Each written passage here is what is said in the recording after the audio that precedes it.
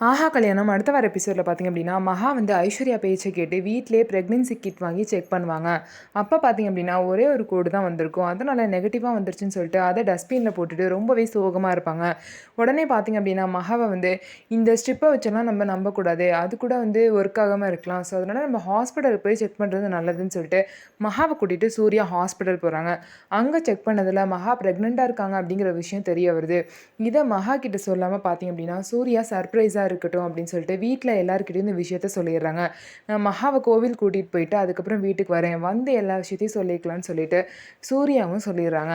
அதே மாதிரி பார்த்திங்க அப்படின்னா மகாவும் சூர்யாவும் கோயிலுக்கு போயிட்டு வரத்துக்குள்ளே எல்லாரும் பார்த்திங்க அப்படின்னா மகாவுக்கு சர்ப்ரைஸாக பூ அலங்காரம் அது இதுன்னு சொல்லிட்டு ரெடி பண்ணி மகா வரும்போது ஒரு ராஞ்ச நட மாதிரி வர வச்சு பூவெல்லாம் தூவி இது பண்ணுறாங்க.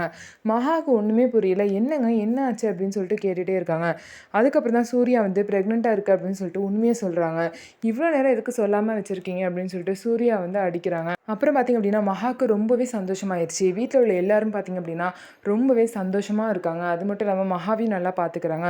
ஸோ பார்த்திங்க அப்படின்னா அனாமிகா பேசுனது எல்லாமே பொய்யாயிருச்சு. மகாவும் இப்போ ப்ரெக்னென்ட் ஆகிடுறாங்க. ஆல்ரெடி ஐஸ்வர்யாவும் ப்ரெக்னெண்ட்டாக இருக்காங்க. அது மட்டும் இல்லாமல் ஐஸ்வர்யாவுக்கு ஒரு பேர் ஆபத்து வர மாதிரி ஐஸ்வர்யா வந்து இப்படி நடிச்சிட்ருக்கான்னு தெரிஞ்சோடனே பார்த்திங்க அப்படின்னா வீட்டை விட்டு வேற போகமாட்டா அப்படின்னோடனே இந்த கௌதமும் சித்ரா தேவி சேர்ந்து அவரை முடிச்சிடலாம் கொண்டுடலாம் அப்படின்னு சொல்லிட்டு பிளான் பண்ணுறாங்க. அவங்களோட பிடியிலேருந்து ஐஸ்வர்யா எப்படி தப்பிக்க போகிறாங்க, அவங்களை எப்படி மகாவும் சூர்யாவும் காப்பாற்ற போகிறாங்க அப்படிங்கிறத பொறுத்து இருந்து பார்க்கலாம். நம்ம வீடியோ உங்களுக்கு பிடிச்சிருந்தா நம்ம வீடியோவை லைக் பண்ணிக்கோங்க. அதுக்கப்புறம் மறக்காமல் நம்மளோட சேனலை சப்ஸ்கிரைப் பண்ணிவிட்டு பாருங்கள்.